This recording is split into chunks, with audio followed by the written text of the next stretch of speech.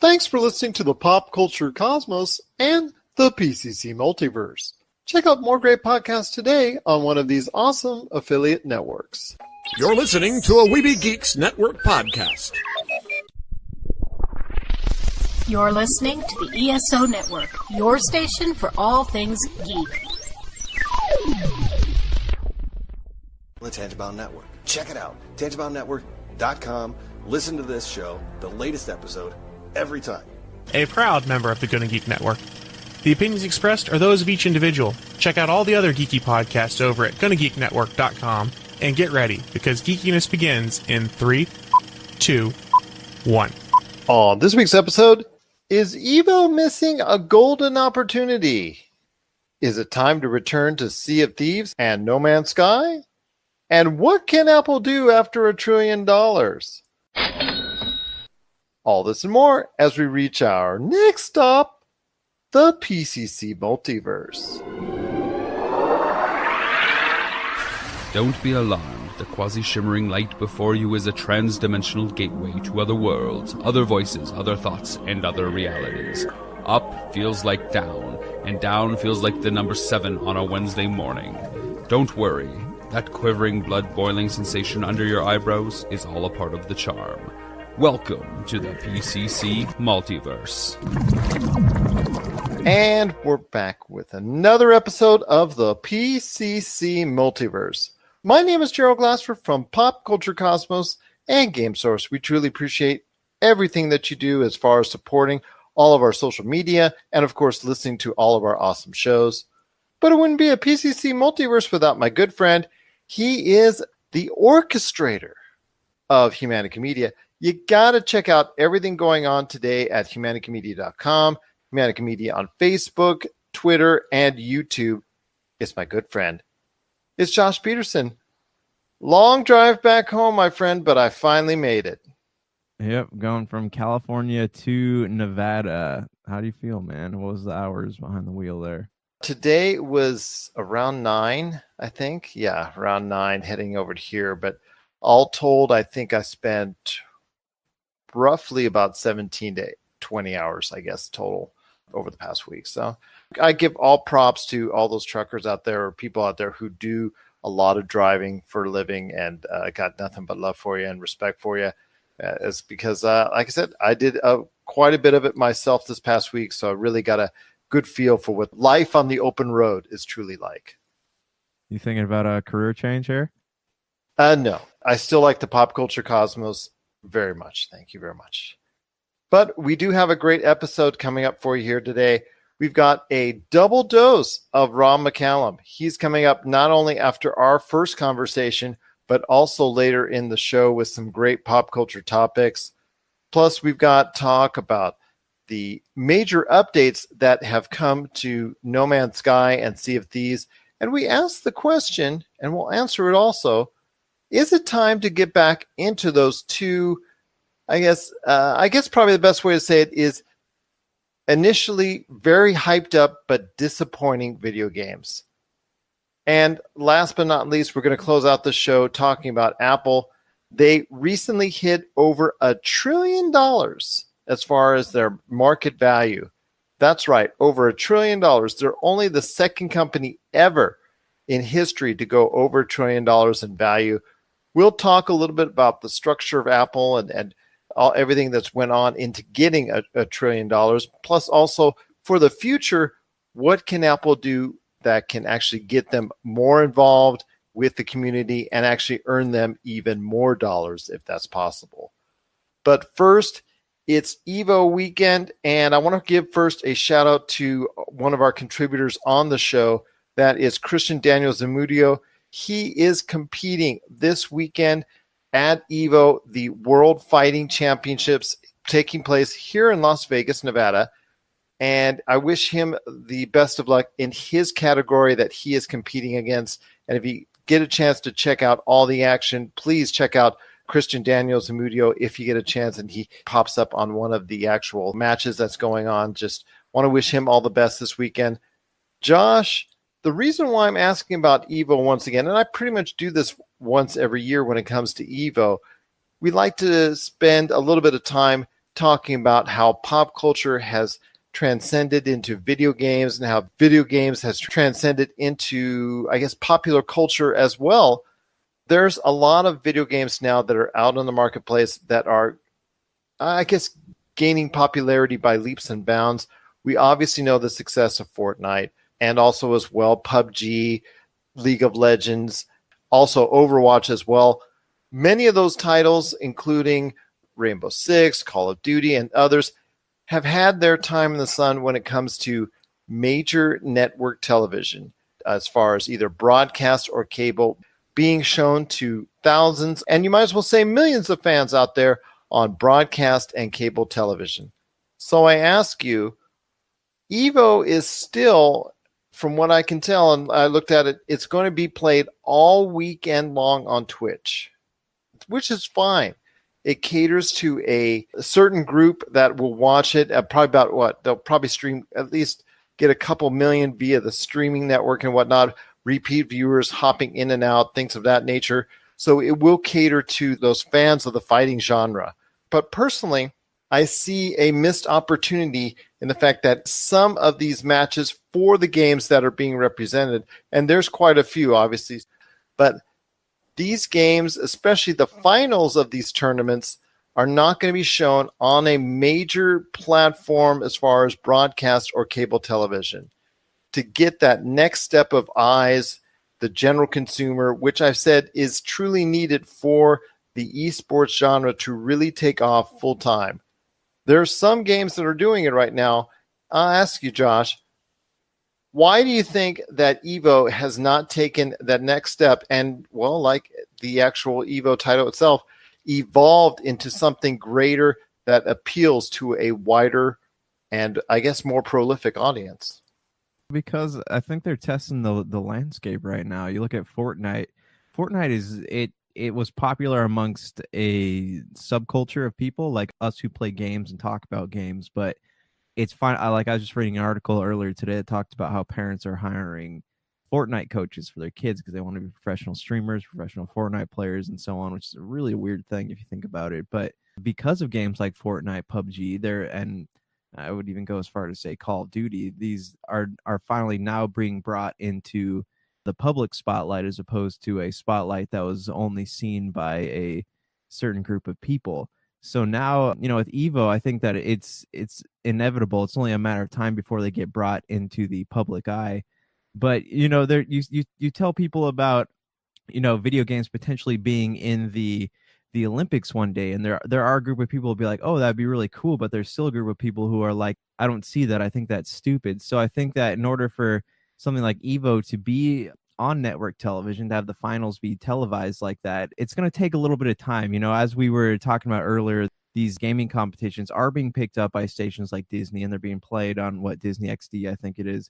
It's gaining momentum, and it's only a matter of time before it does get the spotlight that, we're hoping that it will get. But, I don't think the fact that they're not showing certain things on certain channels right now really means anything, especially with the dawn of, like I said, Fortnite and all these Twitch and all these people who are now, like, you have kids now who want, when you ask them what they want to be when they grow up, they're saying, I want to be a Twitch streamer. So I think it's really just a matter of time before we find ourselves in a situation where EVO is, played on like ESPN or, one of the other big sporting stations. So I don't think it's bad that it's not on right now. I think it will be in due time. I think it's about time it actually appears on a major network. There has been actual fighting games, a Mortal Kombat tournament, things of that nature that have appeared on major networks, both broadcast and cable television. So I believe it is the time for EVO to have been shown on a larger platform than just Twitch. Obviously, the majority of the games should still be shown always on Twitch, but the finals, I think, should have taken place and been shown on an even larger platform so it would have reached a larger audience. For any of the games that are out there, and the games that are going to be played in the tournament for EVO include Guilty Gear Xrd Rev 2, Street Fighter V Arcade Edition, Tekken 7, Super Smash Bros. Melee, Super Smash Bros. Wii U, BlazBlue Cross Tag Battle, Dragon Fighter Z, and Injustice 2. any of those games could have been shown on a major platform, and I think done very well. And probably Super Smash Brothers, either the Melee or the Super Smash Brothers for the Wii U or Street Fighter V Arcade Edition, that really would have gotten things over the hump because of the familiarity people have with these games, those games specifically. And I think that would have given the impetus for a larger audience. And even if it just gets a 0.2, 0.3, 0.4, that's at least to me a beginning and a setup for even greater years. Like you were talking about, that EVO needs to, well, pardon the pun, evolve into in order to be a major platform. Because if not, I think they are falling behind two other games that are doing a lot better job of promoting their products. Yeah, but like I said, it's a risk on their part. So, I think the thinking is they're still testing the waters. They have been for a long time. You're correct in that. But it's still, are people going to watch this, or are we wasting time by not putting on something that will get the viewer numbers and hopefully capture the advertisers on those shows? So I see their hesitancy, but like you said, you won't know unless you try. So I don't know, man. I see why they're not doing it, but at the same time, they're never really going to know how successful it will be. It's not going to reach its potential if it's not given the chance to. Let me ask you this, as a fellow gamer, and I know you have been reluctant to really dip your toe or even dive into the waters when it comes to esports. Would there be a game, whether it be a fighting genre, RPG genre, first-person shooter, that may get you involved with watching, at least on some sort of casual level, with the esports genre? I mean, because right now, EVO Tournament, this is their big thing of the year. These are their world championships, and there is no other bigger time of the year for the fighting game genre industry as far as the video game marketplace is concerned. So I ask you, is there something as a gamer and also a casual fan, is there something that might even remotely get you involved into watching it, not necessarily on Twitch, but on a major platform like an ESPN, TNT, TBS, channels that actually show esports at this present time? I would have to be like a Halo or Gears of War, because those are the only two games I really play in multiplayer right now. As far as like a fighting game, I haven't really played a lot of fighting games in a while. I see why people like them, and I like to watch them, but I don't go out of my way to watch them, if that makes sense. Is there anything that might get you involved with the fighting games, as far as maybe a bigger prize pool, bigger celebrities involved? Is there something that they need to do to reach out to a general fan? So maybe even if you have a remote interest in the fighting game genre, that might actually get you even to watch 10, 20 minutes of it?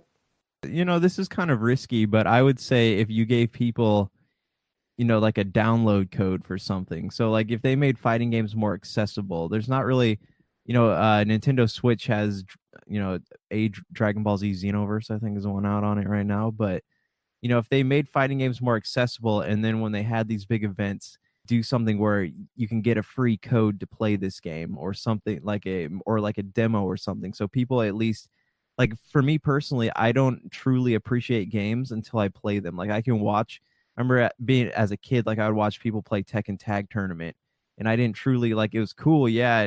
But I didn't truly understand why they were so hyped about it until I played it myself.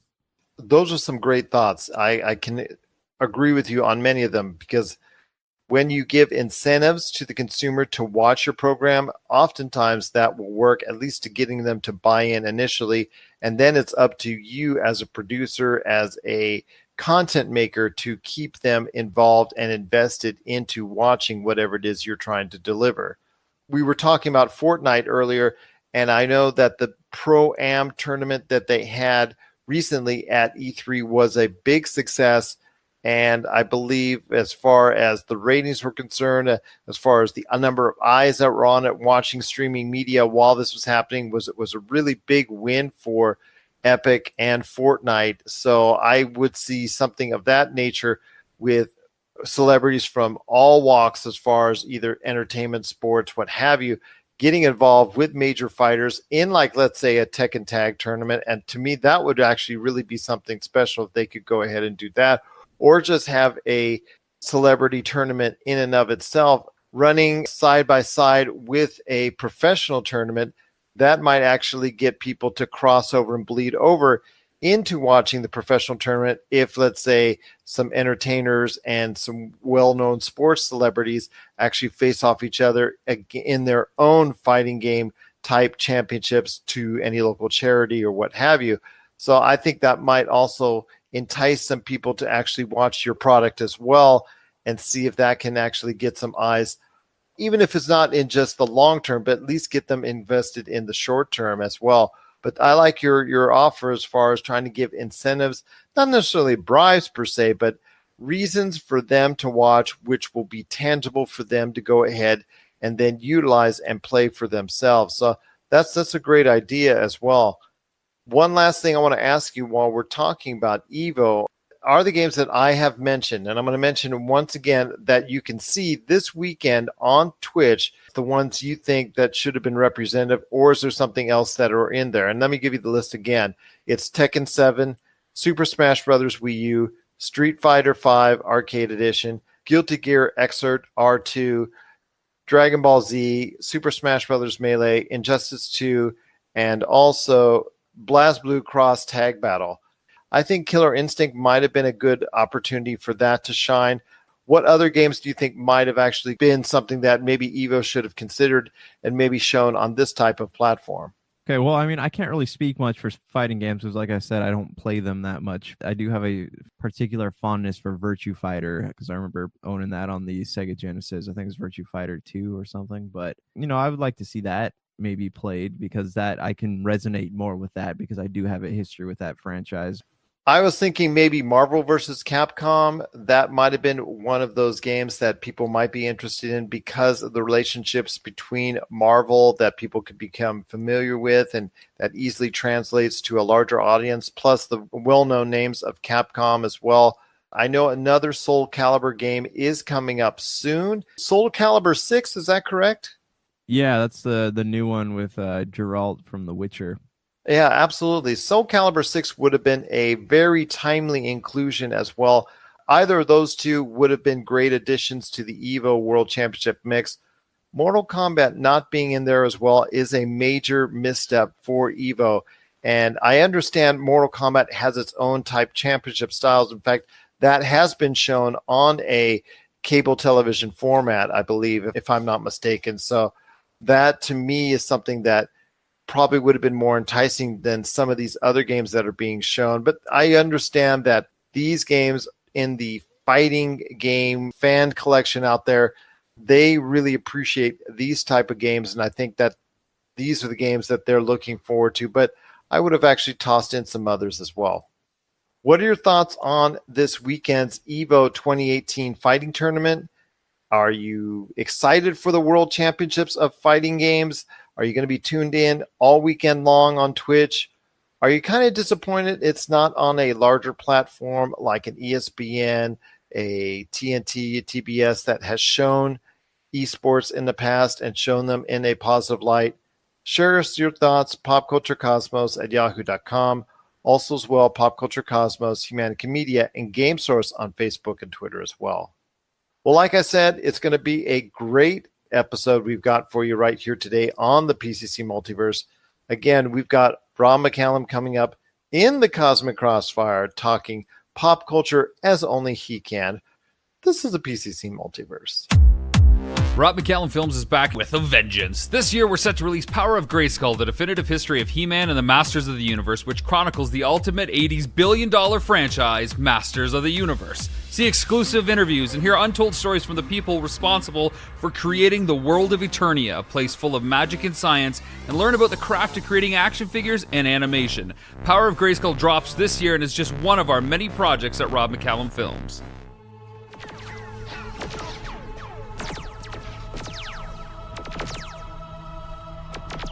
And we're back with another episode of the Cosmic Crossfire. This is Gerald coming right back at you here.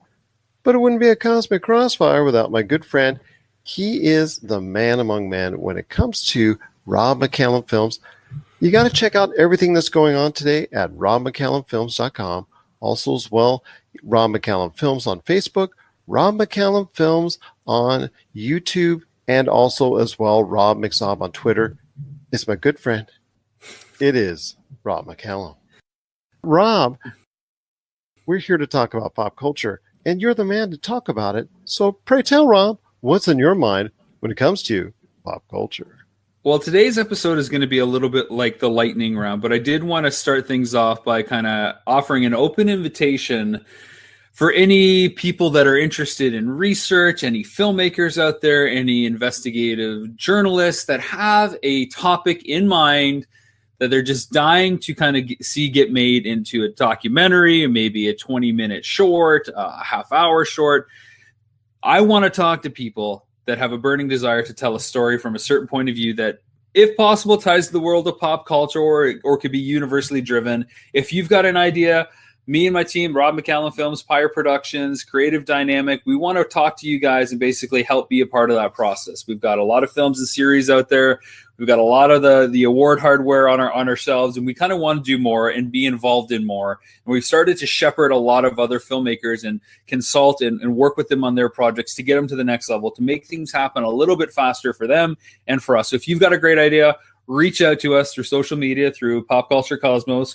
Listen at the end of the show. You'll get all the hits and where you can send all your inquiries to, and we can just start talking back and forth. And maybe you've got a great idea and you've got a bit of skill and talent, and we can come in with a little bit of finances. We can come in with a lot of help and a ton of experience to make your idea the next great reality. So hopefully we can talk about that as it evolves over the next few weeks and shows. But this is the kind of platform that we're going to start to introduce and work with. And we've already got one filmmaker that we're working with who's got a really exciting idea, and he checks all the boxes. And for fans of people that like Nintendo Quest, this will be something a little bit in your wheelhouse. Same with box art. So it is somewhat in the video game sphere. Well, it is in the video game sphere if we can make everything work. So right now we're excited by that one. That's funny because you're like, well, if it's kind of, well, you know, if it's Nintendo Quest and box art, there's really not much stuff as far as that's concerned. Yes, Gerald. Yes. Coffee. Get it in me. Well, we'll see if you agree on this next topic, Gerald. Comic-Con seems like it was a long time ago, but it really wasn't. We got to see trailers for Shazam and Aquaman. Now, are we finally excited for anything in the DCU, or is this just a lot of hype for films that may not pan out as well? I really liked Aquaman. I'm going to tell you right now. I said it with Josh, and I'll say it with you, my friend. I really liked what Aquaman is going to bring to the table. It looked like an adventure that is worth taking, that's worth watching. Yes, the CG was just overflowing throughout the entire trailer, but I enjoyed it. And I really have a lot of interest in seeing what Jason Momoa's character, yes, it is the dude bro. Hey, you know, it's like he's just come off the beach with a surfboard in hand and whatnot, but it looks like an adventure worth following. Shazam, not so much. Really? Yeah. Because I thought there was a nice charm about Shazam that a lot of films don't get. It's really hit or miss. And maybe the trailer had more of the hits that we might see in the film than the misses. And of course, you're not going to showcase the misses. And that character is a really strange character. So it's an interesting one that they're going back to.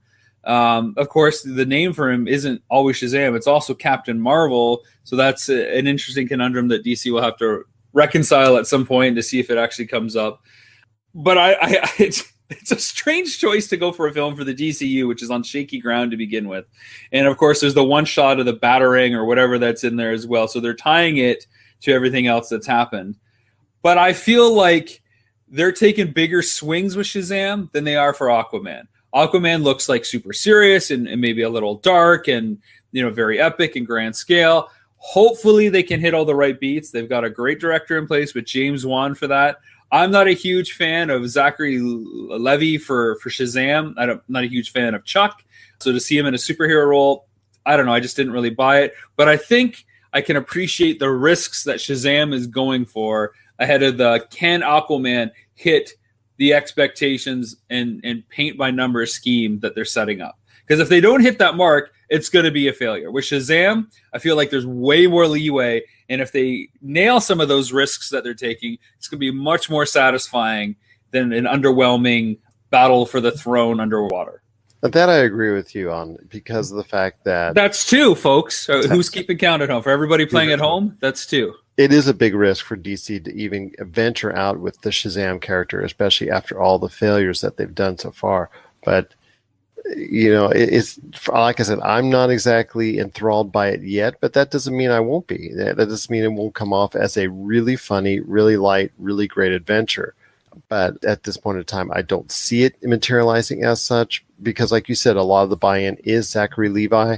And unfortunately, at this point in time, I don't have the buy-in as of yet, but that could change.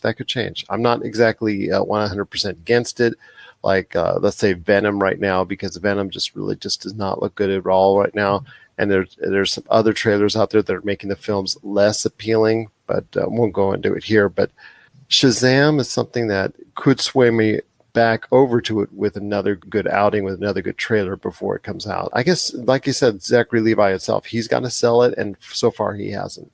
It'll be interesting, too, when we get the first look at the Green Lantern Corps trailer, which is supposed to be like a buddy cop film between Hal Jordan and rookie on the street, Jon Stewart. I'm not typically a fan of that kind of genre, but if they go cosmic and interesting, and the case at hand has the power of a Mission Impossible with a little bit of that John Constantine dark flavor that the DC universe can draw upon. And hey, there's a ton of Green Lantern material that is really quality, courtesy of Jeff Johns, who stepped down and is doing his own thing and part of Green Lantern Corps, of course. Then it could be really good. But initially, when they announced that it was a buddy cop film, just not super excited about that. Well, this leads me into asking you this question. When it comes to the overall DCEU, how many more mistakes or how many missteps do you think Warner Brothers is going to handle? Because they can only write so many blank checks for this franchise. And, even if Wonder Woman 2 hits again, you still got to have at least another 2 or 3 that actually meet expectations before you want to continue this whole thing going forward. Ultimately, I mean, they can continue doing it because they've merged with AT&T and have more money than exists on the planet yet. So as long as they want content, they can continue doing this. And even if they lose at the box office, their own streaming app and HBO can have the rights to these films. And they're doing well on digital and Blu-ray because people are curious enough to keep looking at them. Unless you're putting out a piece of crap like the first Green Lantern film, like even Man of Steel, Batman vs. Superman, and Justice League, they did considerable money, even for what they cost. They were profitable films. So if they're profitable, they will continue to make them, and they've got the coffers to keep doing this stuff. Ultimately, if they push the pause button on building this extended universe, they can continue just doing a bunch of solo outings like Marvel did, where they're not tied in anything. And then if they feel like they have something, they can choose to rope the characters in the films that work together in whatever way.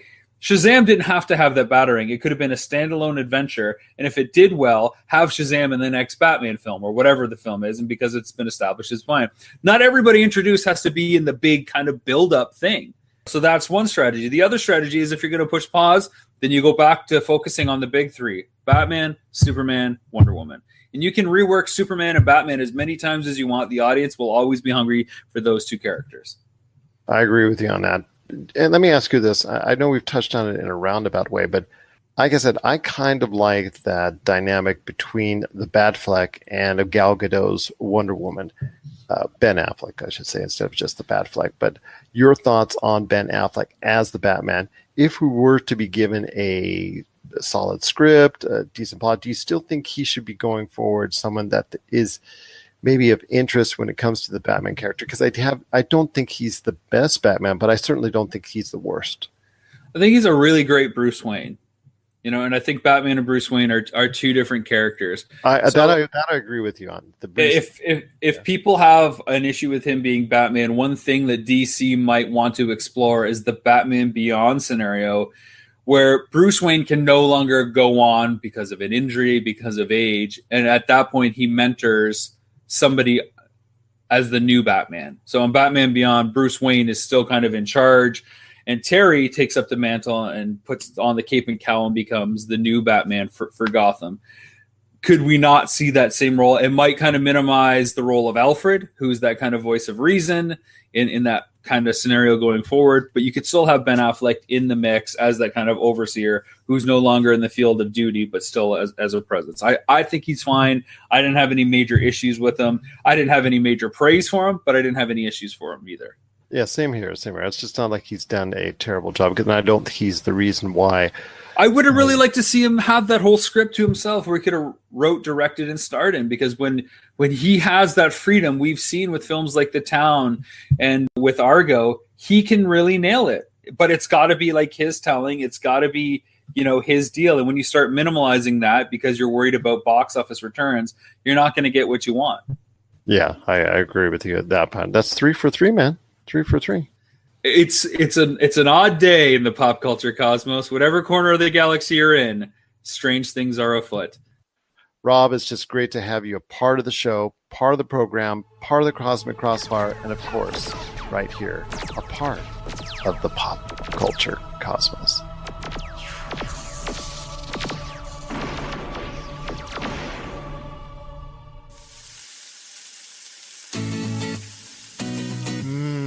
Nothing's better when grilling your favorite meal than adding some delicious Wheelie Q rubs, seasonings, and gluten-free barbecue sauce.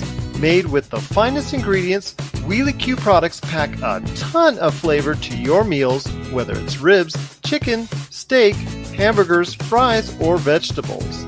To get your hands on some of these tasty Wheelie Q items, head on over to www.wheelieq.com, and a portion of all profits made will go into finding a cure for spinal muscular atrophy. PCC Multiverse listeners, act now and get 15% off your order today just by entering the promo code POD2. That's POD and the number 2 at checkout. For the tastiest food on the grill, nothing's better than Wheelie Q items today at wheelieq.com. And we're back with the PCC Multiverse. Once again, this is Gerald Bassford along with my good friend Josh Peterson. Just want to let everyone know, if you need a listing of where we're at, what we're being played on, because we're on radio 7 days a week, not only online, but over the air stations.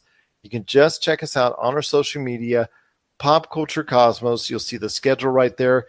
If you delve into our Facebook page, Pop Culture Cosmos, you'll actually see a listing of many of those stations, and also a lot of the podcast networks we're affiliated with as well. Make sure you subscribe to any one of our networks out there. And if you do, it is truly, truly appreciated.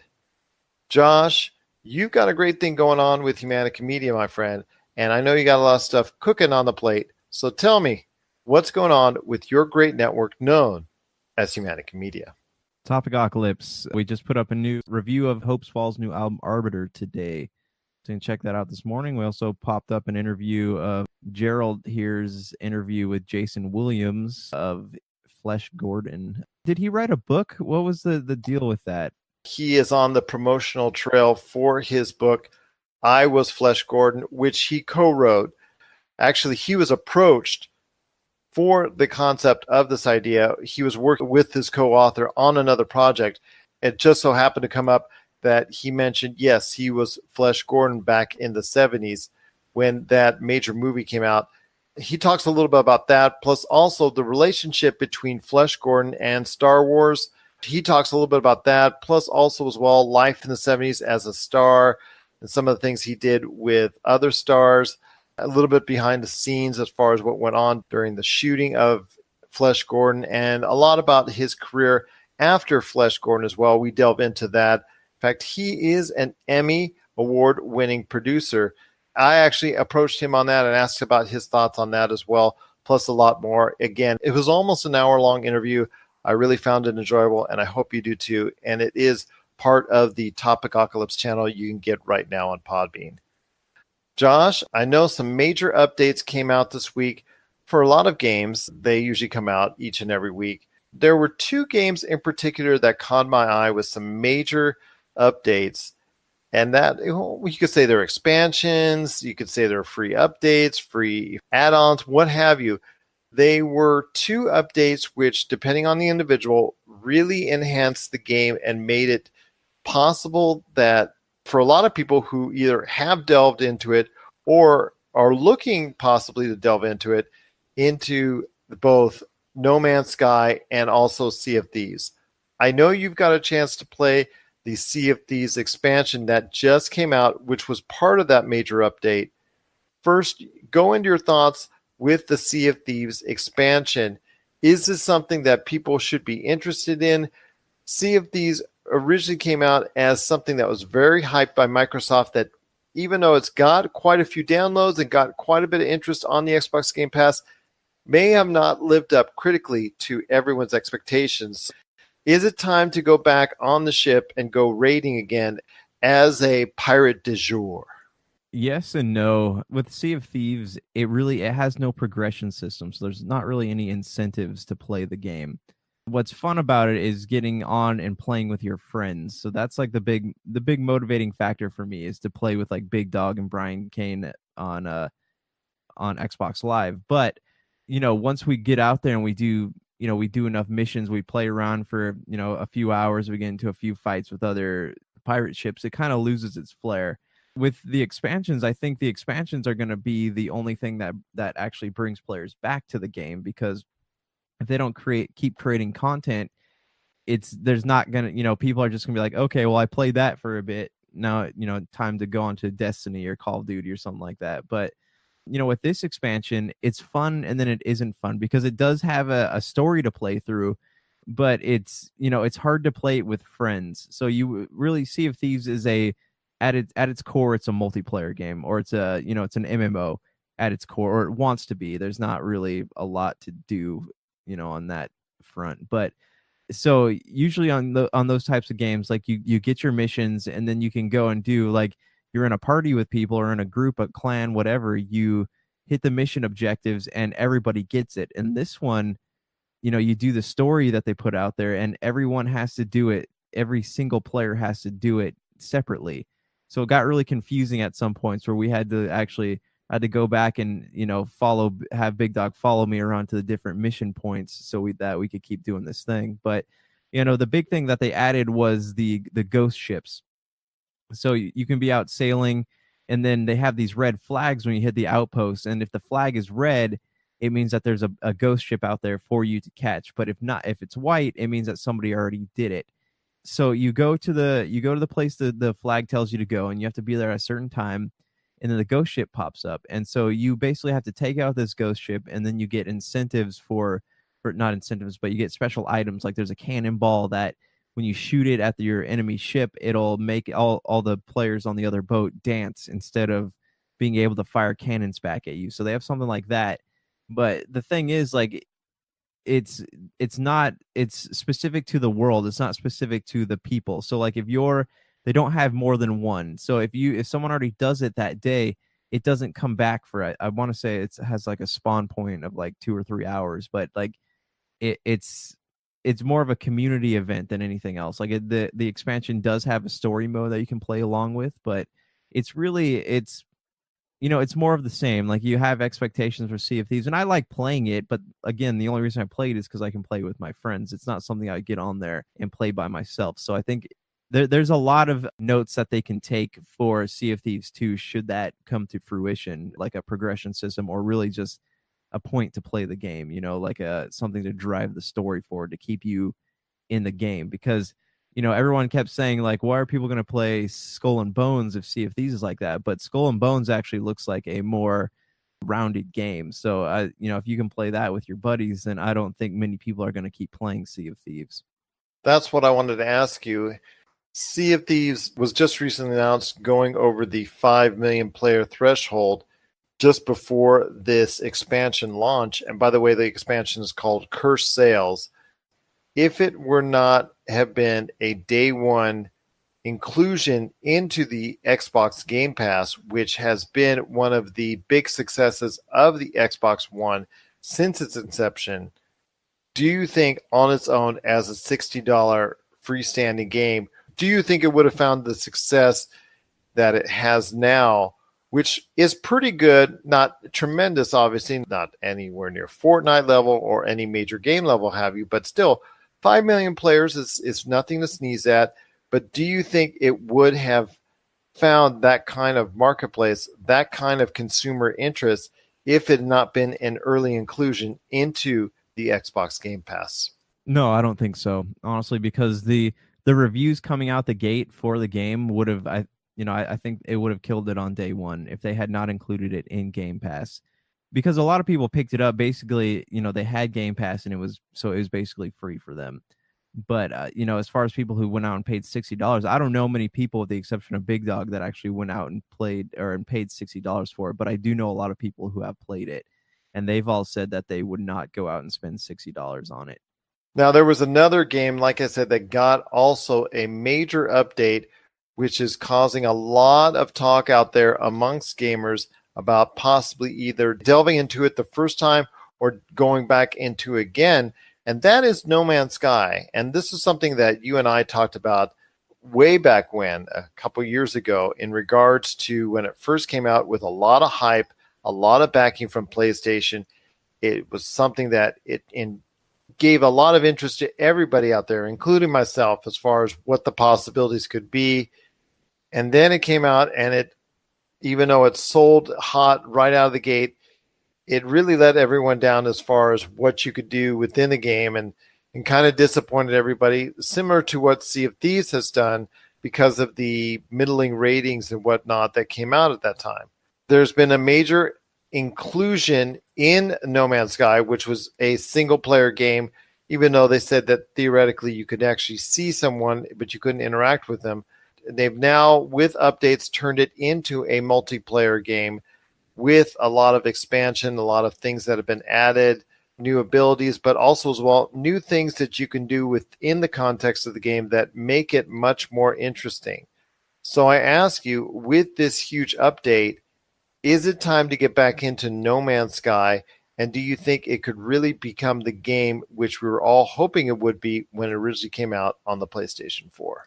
Yeah, I mean, I think the potential is there, but let me ask you this. With all these, we got gaming season is right around the corner. So, I mean, it really, if people are going to jump back into it, it'll probably only be for a couple months because, you got big titles like Red Dead coming out, Assassin's Creed, like all the big titles that were shown off at E3, a majority of them are coming out within the next month or two. So I guess in general, do you think that when they make, when they improve games like this, because from what I understand, Mass Effect Andromeda is a more complete experience right now, but just knowing that, especially a game like No Man's Sky, would that be enough to get you to go back to play it? Well, if I had Mass Effect Andromeda give me the bad taste in my mouth that it gave a lot of other players when going through 20, 30 hours of it, and you're asking me to go back into it again, even though you've really filled out the game a lot nicer, that's a hard thing to ask for. And I know a lot of people have had a disappointing time with No Man's Sky originally. So asking a lot of those players to go back for stuff that you should have included into the game in the first place is a really hard sell.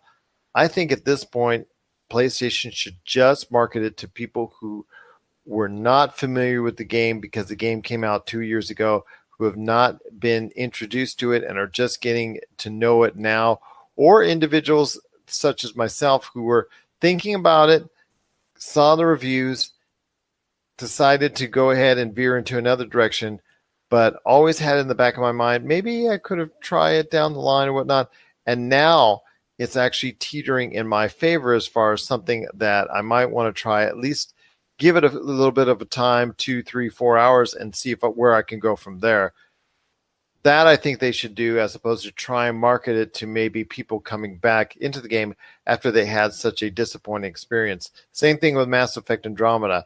You could actually say at this point in time, I would probably market it if I was EA at all, or just try and reach people out on social media and say, hey, this is really for someone who wants the experience fresh or has it new, because for someone who has played it already, it's going to be really a hard sell to get them back involved in the game. What are your thoughts out there on the games that we're talking about with major updates that are added to it? Is it time to get back into No Man's Sky and Sea of Thieves? Share us your thoughts, popculturecosmos@yahoo.com. Also as well, Pop Culture Cosmos, Humanica Media, and Game Source on Facebook and Twitter as well. Coming up right after the break, once again, we've got Rob McCallum with another edition of the Cosmic Crossfire. He's coming back with more great pop culture talk. And right after that, Josh and I will be back talking Apple. It's reached $1 trillion. Where do they go from here? We're going to speculate on that right after the break. This is the PCC Multiverse. Based on the webcomic by Sarumaru, FX Unit Yuki is now available on the PC Engine and TurboGrafx systems. With 8 varying stages of hardcore 2D action, an awesome soundtrack, and intense boss battles, FX Unit Yuki gets the adrenaline pumping as you navigate through its multiple difficulties and endings. Check out old school retro at its finest today by ordering a CD-ROM copy of FX Unit Yuki for the PC Engine or TurboGrafx today at fxunityuki.com. That's fxunityuki.com.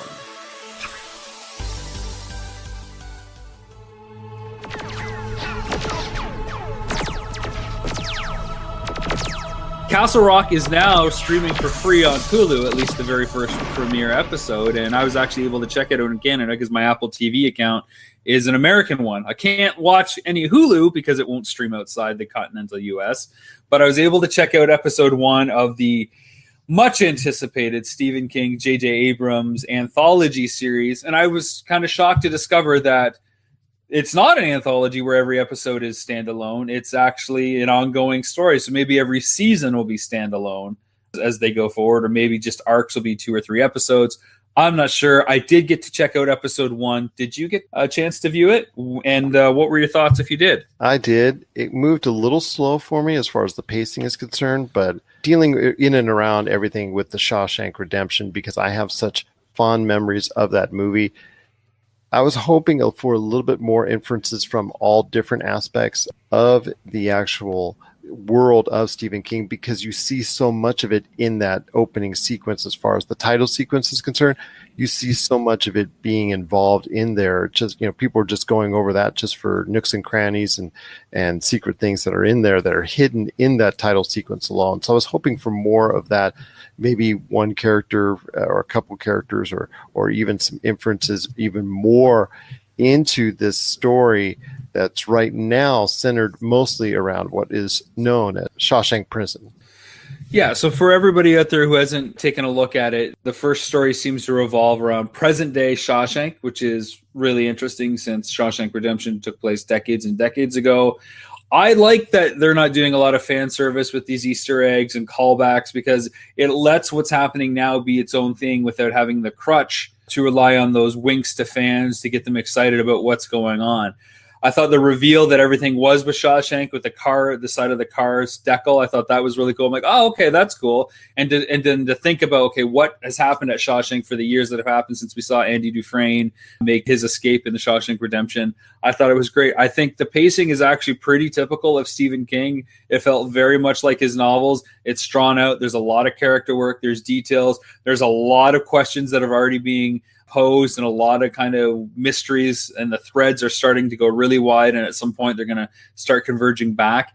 I won't be able to watch them because I live in Canada, of course, unless they offer it up as a season pass on iTunes, which I don't think they will until the end of the first season. So be it. I thought it was good. My wife and I had a chance to watch it. She thought it was cool, and we were both equally bummed when episodes 2 and 3, which seem available, were not available to us to watch. So I think it's an interesting thing. I think the only reason I'm watching it is because of the Stephen King, J.J. Abrams, and all the pre-build-up. I'm not upset that I won't be able to watch 2 and 3 and have to resort to illegal piracy or anything like that to get that fixed. There's enough to watch. But I do think it's worth checking out to see where it goes. I agree with you at that part. It's 4 for 4. That there is still more within this universe that I think that maybe I will continue to give it a chance. Hopefully it'll ramp up there. And knowing Stephen King, his books and everything as far as that he's created, it does ramp up from there. So I'm probably will continue to give it a chance overall.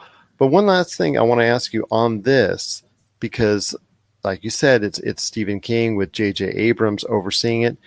J.J. Abrams is a name that you see quite a bit when it comes to executive producing, and that his name is very much out there right now on a lot of different platforms and a lot of different projects that are out there.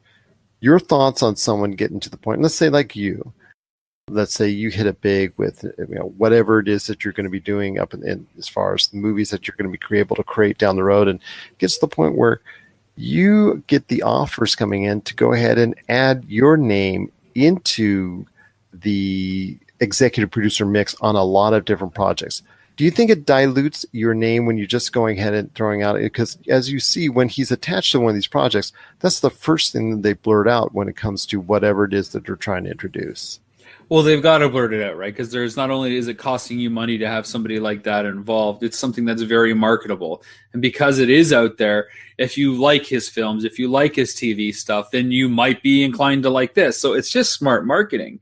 I'm not sure that it dilutes it. I mean, you could put Spielberg in the same category. He's attached to all the Transformer films as an executive producer. Every Jurassic Park or Jurassic World movie, he's attached as an executive producer.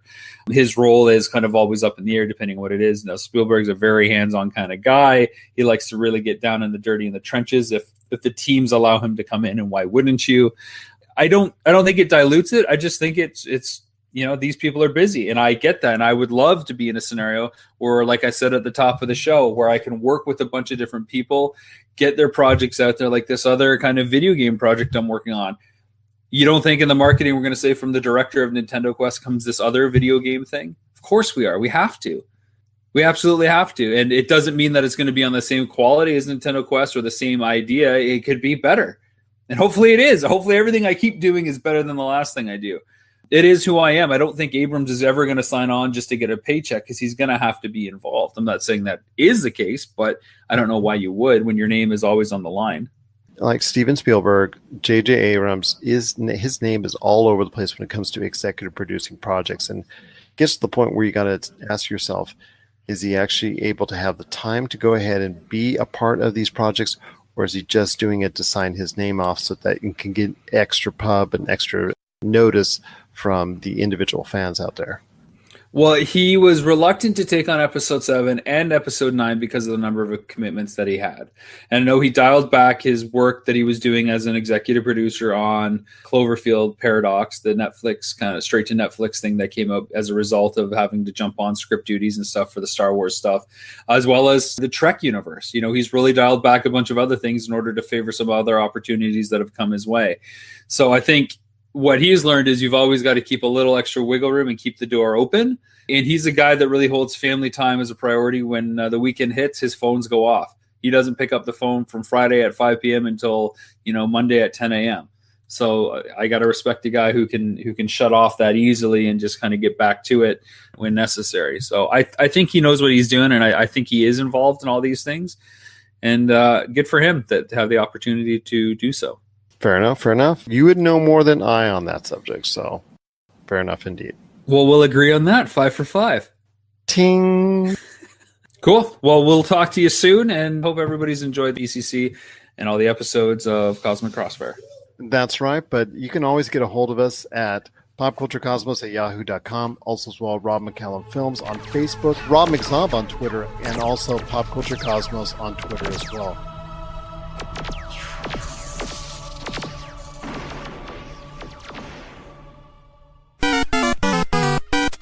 If you're tired of sifting through flea markets for rare and unique games, we can help. Retro City Games in Henderson, Nevada, only 5 minutes from the Las Vegas Strip, has all your favorite gaming staples, classics, and a wide selection of rare games with new stuff always appearing on our shelves. Come in and chat with Nicole or Doug about your love of games and watch as they help you complete your collection or find your childhood favorite. And don't forget, Retro City Games loves trade-ins. So if you have any Nintendo, Super Nintendo, Sega, Xbox, PlayStation, or even PC games, come in and visit Retro City Games today. Welcome to the new metropolis of gaming, Retro City Games. And we're back to close out the show. This is Gerald Glassford along with Josh Peterson. Josh, can I ask you a simple question, my friend? No. What? Maybe? Sure, yeah, let's do it. Ask away. When it first came out, when you were, I guess, maybe a young lad, why didn't you go up to your parents and say, Mommy, Daddy, why aren't you investing in Apple? Because Apple made not very great products, if I remember correctly. The one time that I was actually brought into light of what Apple made was in the 3rd grade when I walked into the computer lab in my school, and they had all the different colored Apple computers. That was the first time I was aware that Apple was a thing. From when I was working at a computer store that sold Macs, which was, I guess, a second place to the, I guess, burgeoning at that time Commodore Amiga market, which we were selling a lot more of as a specialty retailer. We started somewhat getting into Macs, a little bit more. Then we got into it big time, and it started to take off in the mid 90s from a home computer standpoint. But you're right, the overall quality compared to PCs wasn't where it needed to be. But in the 2000s, something changed, my friend. The advent of the smartphones really came into play, and wouldn't you know it, Apple really took off as far as that's concerned. Everybody knows the iPhone now. The iPhone has been something of a dynamo in this century, and obviously it's been a major reason why, along with a lot of other great steps that have helped Apple to become a $1 trillion company. So I ask you, my friend, $1 trillion down, what does Apple need to do, maybe even a little bit more, or what they haven't even developed or haven't even been introduced yet to the marketplace that they can explore in order to get even more money at this point in time?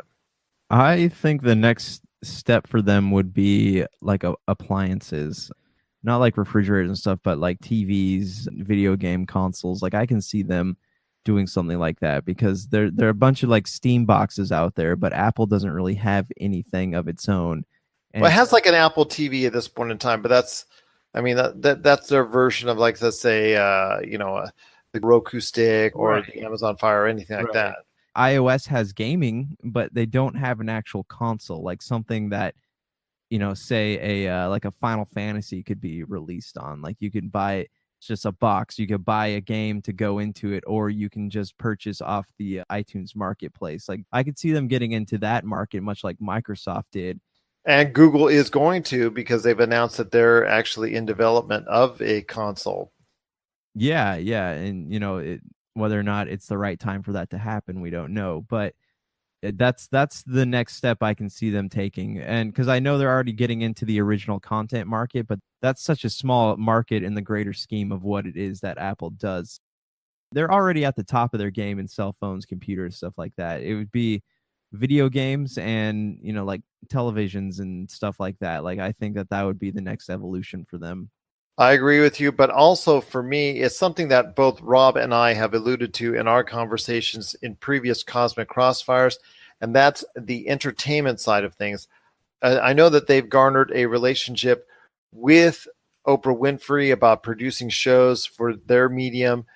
That's actually, to me, a brilliant step, but I see that this is just the tip of the iceberg as far as where they can go and the kind of resource they can allot to it, as Apple becoming a entertainment medium, which is something that Rob McCallum has also alluded to as well. And we've seen already the kind of money that Netflix and other entities are willing to throw around. Amazon, in regards to Lord of the Rings, $500 million there. Netflix committing, $10 to $15 billion as far as new programming as well. So I see Apple really becoming invested into this market if they wish to, and if they want to, and if they decide to go into it full board, they could be a major player in the entertainment industry. What are your thoughts on Apple hitting $1 trillion? Are you excited for it? Are you an Apple fan? Do you love your iPhone and your iPad and your iMac and all that good stuff? Are you using it right now and you're watching us on your Apple TV? Share us your thoughts, popculturecosmos@yahoo.com. Also as well, Pop Culture Cosmos, Humanic Media, and Game Source on Facebook and Twitter as well. So Josh, any last thoughts on the way out? Like I said before, it's EVO weekend. Hope everybody gets a chance to check out the action, and best of luck to Christian Daniel Zamudio. Any last thoughts, man, on the way out? Yeah, next time we talk, I want to talk about the absurdity of the storyline in Doom, because I'm playing my first Doom game on Xbox One right now, and even for a video game, it is just absolutely absurd. It's like Jurassic Park, but worse. It's all about that space marine being trapped up on Mars, and If I remember correctly, it meant a lot of death and destruction to a lot of alien beings in that game.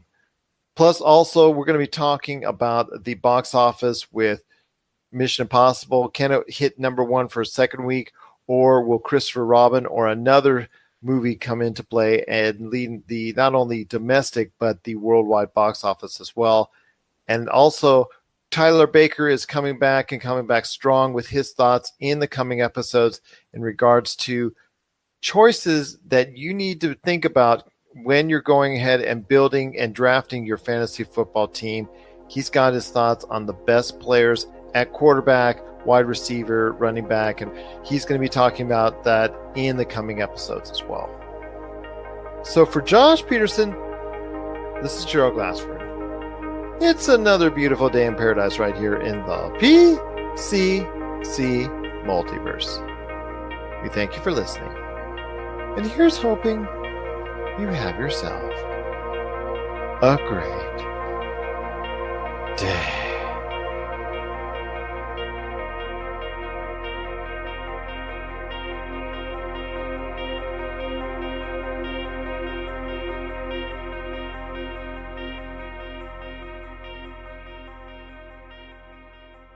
Well, hello everybody, and welcome to a very special commercial for We Podcast and We Know Things. Wow, a commercial? Yes, Sam, a commercial. You do this to me every time. Anyway, we are We Podcast and We Know Things, the source for all of your nerdy news in gaming, TV, film, music, and all things pop culture. Heck, even wrestling.